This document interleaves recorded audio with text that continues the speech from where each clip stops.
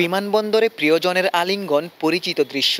তাসকিন পাকিস্তানে যাচ্ছেন বাংলাদেশের হয়ে টেস্ট খেলতে। লাল বলের ক্রিকেটে তাসকিন ফিরছেন, এই খবর সবাইকে অবাক করেছিল। ইনজুরির কারণে ঐতিহ্যবাহী ফরম্যাটটায় তাসকিন বিরতি নিয়েছিলেন। ফিরতে পেরে তাসকিন কতটা খুশি এই ছবিতেই তা স্পষ্ট। যাওয়ার আগে স্বস্তির কথাও জানিয়ে গেছেন, দেশবাসীর কাছে দোয়াও চেয়েছেন। তো সবাই দোয়া করেন আল্লাহ যাতে আমরা সুস্থ রাখে, কারণ আপনারা যারা ক্রিকেট ফলো করেন কম বেশি জানেন আমার শোল্ডারের প্রবলেমের জন্য আমি টেস্ট থেকে বিরতিতে গিয়েছিলাম, যাতে আমার শরীর ভালো থাকে এবং দেশকে যাতে লঙ্গার ভার্সনে ম্যাচ জিতাইতে পারি, এটাই।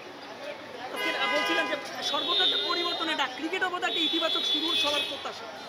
আল্লাহ ভরসা, ইনশাল্লাহ। অবশ্যই আমরা চাই আপনারাও দোয়া করেন যাতে আমরা এই দেশের এই মুহূর্তে সব কিছু চেঞ্জ হতে, যাতে আমাদের পারফরমেন্সও ভালো হয় এবং সবাইকে একটু খুশি করতে পারি।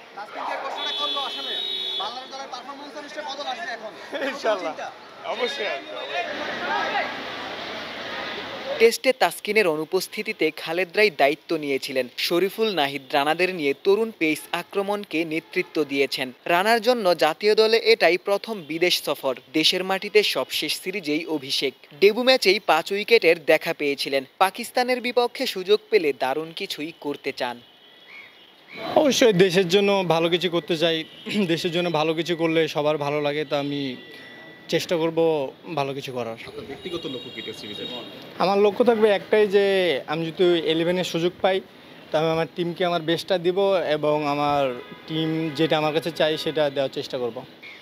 জাতীয় দলের অনেকেই ইতিমধ্যে পাকিস্তানে অবস্থান করছেন। মুশফিক, মমিনুলরা এ দলের হয়ে কালই মাঠে নামবেন। সাকিব অবশ্য যুক্তরাষ্ট্র থেকেই দলের সাথে যুক্ত হবেন। ক্যাপ্টেন নাজমুল হোসেন শান্তর আগামীকাল দেশ ছাড়ার কথা রয়েছে। টেস্ট দলের নিয়মিত সদস্য তাইজুল সাদমানরা যাচ্ছেন আজই।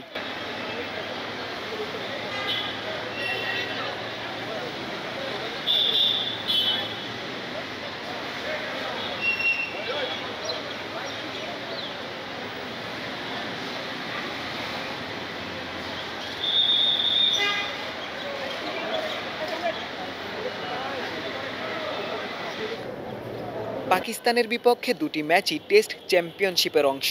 আগামী 21শে আগস্ট সিরিজের প্রথম টেস্ট মাঠে গড়াবে। দ্বিতীয় ম্যাচটি শুরু হবে 30শে আগস্ট। গোলাম সারোয়ার, ক্রিকেট 97।